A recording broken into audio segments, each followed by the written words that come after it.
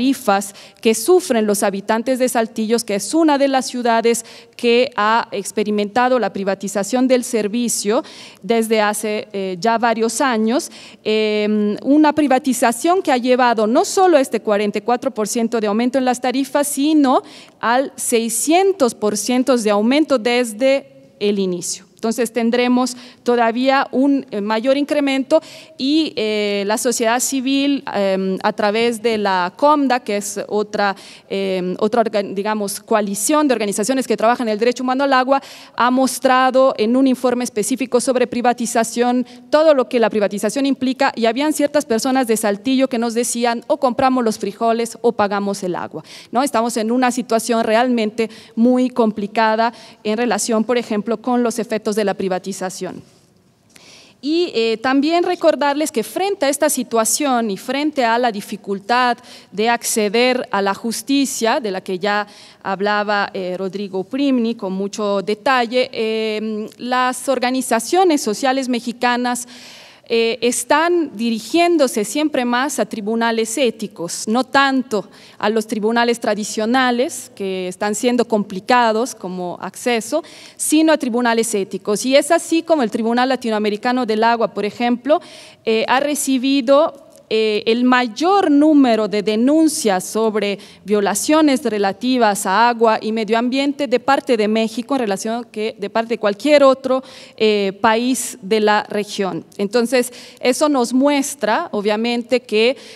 los pueblos quieren defenderse, quieren defender sus derechos, consideran que frente a los tribunales es muy complicado todavía y que por lo tanto, porque bueno, no tenemos una situación como la que mencionaba Rodrigo Uprimni en relación con la acción de tutela, sino pues ya que es tan complicado efectivamente acceder a la justicia, pues vamos frente a tribunales éticos que quizás no se escuchan, digamos, con mayor facilidad. Bueno, entonces, frente a toda esta situación, nosotros sentimos que efectivamente el Estado todavía está teniendo una respuesta bastante limitada y también consideramos que el Poder Judicial todavía tiene, digamos, mucho camino por delante en relación a abrirse efectivamente a las quejas en relación con derechos económicos, sociales y culturales. Cuando me referiré a los casos, y ya estoy llegando a ello, verán que dos de los casos que han sido ya presentados muy brevemente en la introducción son dos de los tres que yo voy a analizar, y esto nos habla del hecho que desafortunadamente los casos en DESC realmente en el país son muy pocos. En ese momento yo no quisiera dar cifras, pero dudaría que llegaran a 20 en todo el país. Bueno, entonces México, como ya se ha dicho, está en una situación de rezago un poco en relación con Argentina, Brasil, Colombia, Costa Rica. Todavía hay, digamos, una serie de limitaciones en relación también con espacios de formación, tanto para jueces como para, en general, las personas que quieren estudiar derechos. Hay algunas excepciones, como es la maestría de Flaxo, así como otras maestrías que se están dando o diplomados que se están dando en materia de derechos humanos, que son muy serios, pero todavía falta mucho por hacer, y esto se refleja obviamente en el trabajo de los abogados también, como decía Rodrigo Gutiérrez. También se dijo que en los últimos años seguramente la doctrina ha hecho esfuerzos para explicar y para resolver los obstáculos de los cuales nos hablaba Rodrigo Primni, que en México todavía no están resueltos, pero sí la doctrina ha hecho pasos adelante. Todavía hay muchas cosas que hacer, consideramos en este momento justamente de transición para apuntalar el trabajo de los jueces y de los abogados. Entonces, bueno, un reto bastante sencillo, entre comillas, es el de mejorar la formación en la materia, y ya se ha dicho que esta formación debería incluir obviamente el derecho internacional de los derechos humanos, con especial atención a las observaciones generales, a las directrices, a las recomendaciones de los diferentes órganos encargados de ello, porque efectivamente estas permiten aterrizar el contenido de los derechos. También el hecho que entre en vigor el protocolo facultativo del PIDESC y que se pueda puedan presentar denuncias frente al Comité DESC por violaciones a los DESC podrá implicar digamos, un avance, porque seguramente tendremos muchas definiciones y mucho aterrizaje de los derechos en este ámbito. También hay que conocer, como bien nos mostraba Rodrigo Priminis, el derecho constitucional comparado, las decisiones judiciales que se toman en otros países a nivel regional y a nivel internacional. Y obviamente también hay que hacer un trabajo imaginativo, hay que tener voluntad política y también una colaboración de estrategias económicas, políticas, jurídicas y sociales, y efectivamente todos y todas debemos participar en mejorar la exigibilidad de los DESC en general y la justiciabilidad en particular. Bueno, yendo entonces a un análisis breve de los casos, de 3 casos que han sonado bastante en la prensa, en materia de derechos económicos, sociales y culturales, decirles que seguramente hay avances y no los podemos negar, pero también me gustaría subrayar en la práctica dónde están todavía los retos y dónde todavía no se han resuelto, no se han disuelto, como está sucediendo en Colombia o ya sucedió desde hace muchos años, algunos de los obstáculos relativos a la justiciabilidad. Se hacía referencia ya a ese caso Mininuma, que ha sido litigado por el Centro de Derechos Humanos de la Montaña Tlachinola, en el que se buscó defender el derecho a la salud y no discriminación de una comunidad mixteca que se encuentra en la montaña de Guerrero, donde en 2 años se habían muerto 6 personas por enfermedades curables, por no contar con servicios de salud y por tener el más cercano a varias horas de camino. En la demanda, por lo tanto, los abogados de la comunidad solicitaban servicio de salud con toda la infraestructura necesaria. Obviamente, el caso es más complejo de lo que yo voy a resumir, pero lo importante en relación con los avances es decir que el juez seguramente parte del presupuesto que el derecho a la salud es un derecho fundamental que implica obligaciones para los poderes públicos, que se relaciona de forma estrecha con el principio de igualdad, digamos que no da mayores argumentos para relacionar salud con igualdad, pero sí reconoce esta relación. También para, digamos, intentar aterrizar en el contenido del derecho a la salud y así sobrepasar el supuesto obstáculo ya muchas veces mencionado de la vaguedad de los DESC, el juez copia en la sentencia el texto completo de la observación general 14 del Comité DESC de la ONU sobre derecho a la salud, afirma que es obligatoria, se refiere a la tesis de la Suprema Corte de Justicia de la Nación relativa al 133 constitucional, todavía en ese momento no teníamos la reforma, y habla entonces a través de esta tesis de la necesaria aplicación de los tratados internacionales. También, digamos, se resuelve otro de los obstáculos aquí tantas veces mencionados relativo a la competencia de los jueces para solicitar una acción positiva del Estado sobre medidas presupuestarias. Y el juez en este caso asume una posición garantista en relación con el carácter normativo de la Constitución, de los derechos sociales también, las considera normas vinculantes y dice que seguramente de ellas se desprenden obligaciones concretas para las autoridades y frente a las cuales no es posible esgrimir el argumento de lo económicamente posible. Por lo tanto, avanza en ese sentido.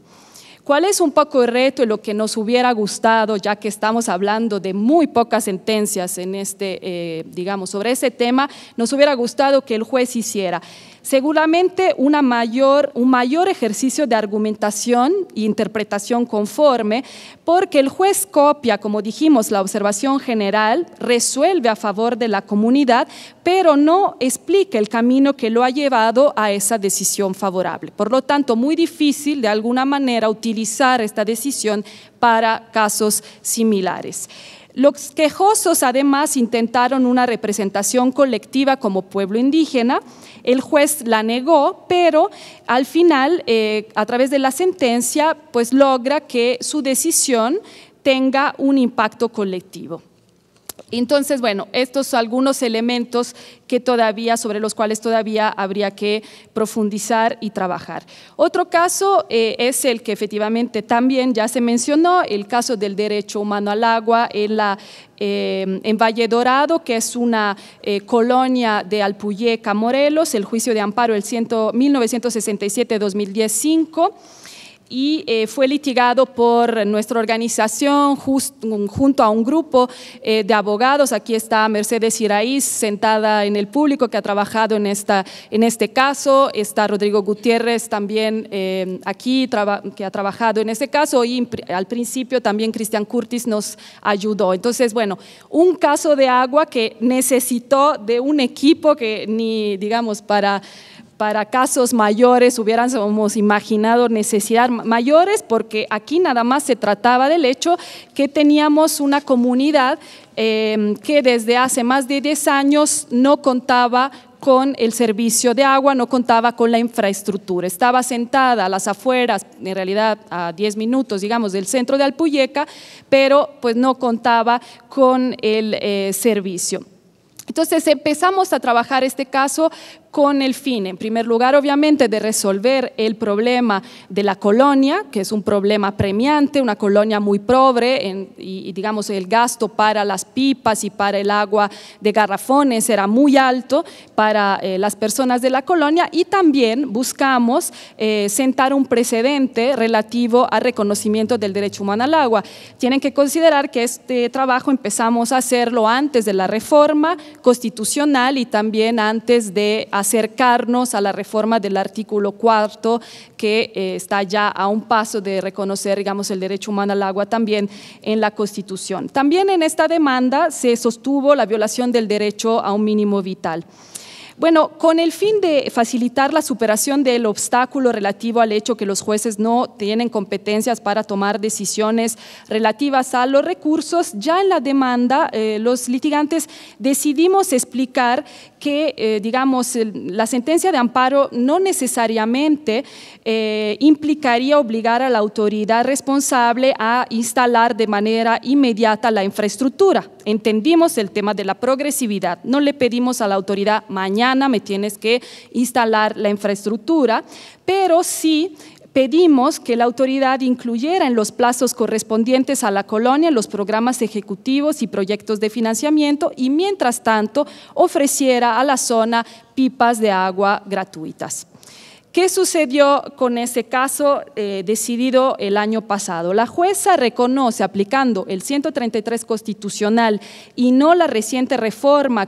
en materia de derechos humanos que ya había entrado en vigor, que el derecho humano al agua forma parte del ordenamiento jurídico mexicano, aunque no haya un reconocimiento explícito en la Constitución. Esto lo hace gracias a una argumentación bastante profunda en la que sí utiliza, por ejemplo, la Observación General 15 del Comité DESC en materia de agua y muchos otros instrumentos internacionales, y también hace un reconocimiento de los estándares internacionales como criterios orientativos de la interpretación. Entonces,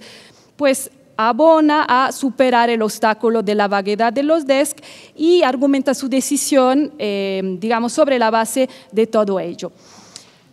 ¿Cuáles son los retos en esta sentencia? Bueno, la jueza en su argumentación sigue confundiendo las garantías individuales con los derechos humanos, afirmando que, y así cito, el artículo 1 de la Ley de Amparo señala que dicho proceso tiene por objeto resolver toda controversia que se suscita por leyes o actos de la autoridad que violan las garantías individuales, sin aludir a los derechos humanos.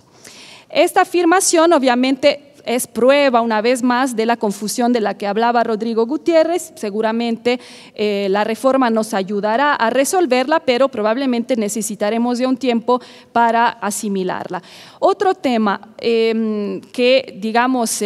nos preocupó en esta sentencia. Finalmente la jueza había reconocido el derecho humano al agua, pero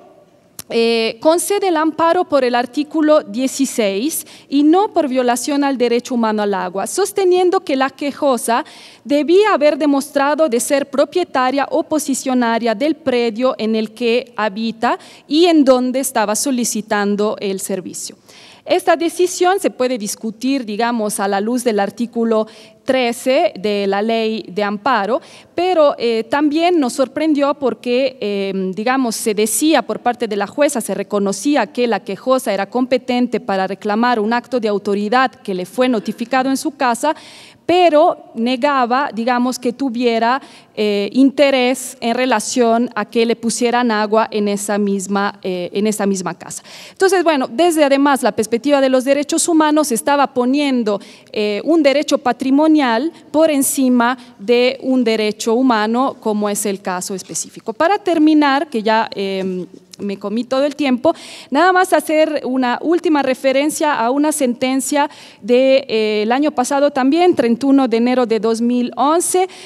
juicio de amparo 2245-2008 y su acumulado 2262 del 2008 sobre la construcción de la presa El Zapotillo en Guadalajara, Jalisco, que implicaría el desalojo de más de centenares de familias y que ha sido acompañado por el Comité Salvemos Temac, el IMDEC, que es parte aquí del espacio DESC también. ¿Qué sucede? Los abogados aquí sostienen que el proyecto tiene una serie de irregularidades y demuestran la violación al derecho al medio ambiente, a la vivienda, información, propiedad, libertad de culto, derecho de audiencia, entre otros. ¿Qué hace la jueza? La jueza aplica el 133, no estaba la reforma constitucional, reconoce que efectivamente los tratados son parte del ordenamiento,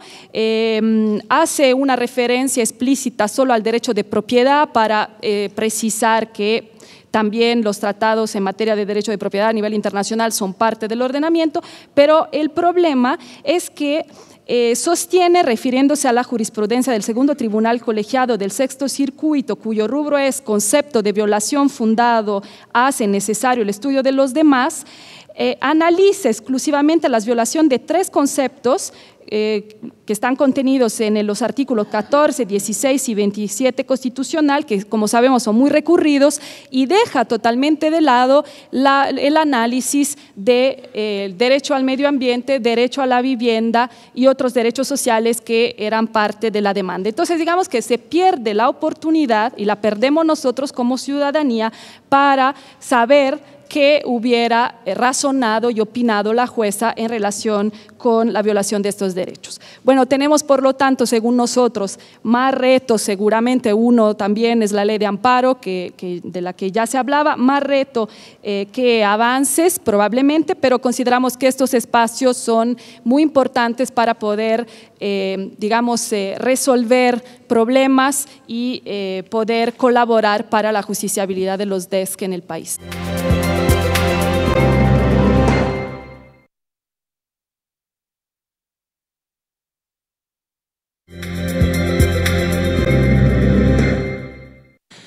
Yo quisiera decir, para empezar, que ya el tema a discusión no es si los derechos económicos, sociales y culturales son justiciables o no. Me parece que ese es un tema que ya debemos tener superado y ya tenemos que estar también sobre la base de cómo vamos a hacer efectivos estos derechos, cómo vamos a hacer sólida la competencia de los tribunales para su conocimiento y, algo que también me parece muy importante, qué características le vamos a dar a las resoluciones de los tribunales para que la satisfacción de estos derechos sea completa, sea restitutoria, sea integral. Y lo comento porque hemos visto en la práctica que en algunos casos en los que efectivamente se han discutido los llamados DESC, a veces la resolución que dicta el tribunal no tiene los alcances que se esperaba o no cumple la función tan importante que debe cumplir en el ámbito de la protección y restitución en caso de violación de estos derechos. Ya se hizo referencia también a las reformas constitucionales del año pasado, la de derechos humanos, la de amparo, y se hizo un señalamiento muy preciso de que ahora nuestra Constitución no habla solamente de garantías individuales, sino habla de derechos humanos. Pero hay un aspecto de la reforma que a mí me parece aún más trascendente en relación con el tema que estamos tocando. Antes la Constitución decía que todos debíamos de disfrutar de las garantías que otorgaba la Constitución. Y hoy se habla de que la Constitución reconoce derechos humanos, desde luego ampliando el ámbito de protección, ya no solo a los que están previstos y reconocidos en el texto constitucional, sino también, como todos sabemos, ampliando, decía yo, este ámbito a los tratados internacionales, sea de la materia que sean, que por algún motivo reconozcan derechos humanos. Me parece también que ya está fuera de discusión el tema de que los derechos económicos, sociales y culturales son derechos humanos y forman parte de este ámbito de protección que nuestra Constitución prevé. Yo quisiera comentar que una parte fundamental en el avance en relación con la justiciabilidad de estos derechos es precisamente, aparte de la reforma constitucional que ya comentamos, también el pronunciamiento que hizo el Tribunal Constitucional de México con motivo del cumplimiento de la sentencia del caso Radilla dictada por la Corte Interamericana de Derechos Humanos. Entre muchos aspectos que deben resaltarse de este pronunciamiento de la Suprema Corte, no hablo de una sentencia porque en realidad no se dio en el marco de un caso propiamente dicho o de una acción que hubiera que resolver, sino fue un pronunciamiento en relación con una consulta que se hizo respecto de qué acciones debería tomar la Suprema Corte de Justicia de México para honrar el cumplimiento de esa sentencia en la que fue condenado el Estado mexicano en su integridad. Y entre estas obligaciones que la propia Suprema Corte asumió está precisamente la del control de constitucionalidad y el control de convencionalidad de los actos de manera difusa, es decir, también con base en el texto que ya se leyó del artículo primero, darle contenido a esta obligación que marca nuestra Constitución ahora de proteger, promover, garantizar los derechos humanos. Y esto a nivel de todas las autoridades. En el caso de esta determinación de la Corte se hizo referencia a las autoridades de orden jurisdiccional de todos los niveles, de todas las materias, en todos los fueros en nuestro país. Así es que esto, desde mi punto de vista, abre una perspectiva muy prometedora en el ámbito de la protección de los DESC, porque ahora todos los jueces, ya lo comentaba Rodrigo hace un momento, todos los jueces del país, todas las autoridades jurisdiccionales, estatales, municipales, federales, tienen la obligación de promover, respetar y garantizar los derechos humanos. ¿Y cómo lo van a hacer? Pues dándoles la facultad a estas autoridades jurisdiccionales que no tienen competencia, digamos, en materia de control constitucional propiamente dicho, sino que solo hacen uso de este control difuso, tienen la facultad, decía yo, de cuando adviertan que una norma de las que tienen que aplicar con motivo de su competencia resulta contraria al texto de la Constitución o a algún derecho humano reconocido en un tratado internacional, deben desaplicar la norma de su propia legislación y preferir la aplicación directa, ya sea del tratado internacional o, en su caso, del propio texto de la Carta Magna. A mí me parece que ese es un instrumento valioso, muy valioso, para poder ir dándole vida e seguir con la evolución de los DESC en nuestro país. Insisto, a nivel de todas las autoridades jurisdiccionales. Y claro, por lo que hace a los jueces y tribunales que tenemos bajo nuestra competencia el conocimiento y resolución de medios de control constitucional, medios que garantizan la regularidad de los actos conformes a la Constitución y ahora en materia de derechos humanos también llevar a cabo este control de convencionalidad, pues debo decir que desde luego estamos en el proceso, ya se ha dicho en muchos países, creo que en la gran mayoría, estamos en este proceso evolutivo para poder asumir los tribunales la obligación de, en muchos casos, darle contenido a muchos de estos derechos económicos, sociales y culturales. Pero decía yo, aún más, el hacer que el acceso a la justicia en esta materia también sea una realidad y se obtengan sentencias verdaderamente reparadoras en cuanto a este punto.